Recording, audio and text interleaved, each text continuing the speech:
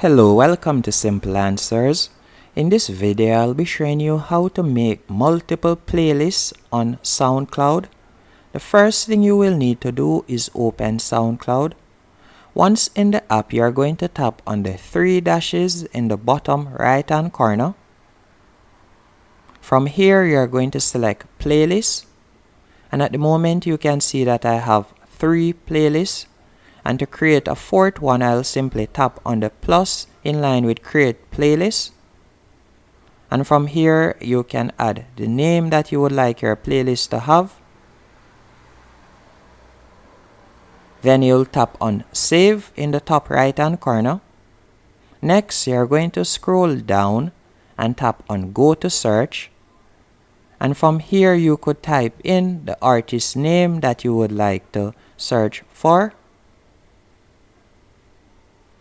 And you'll see a list of the songs.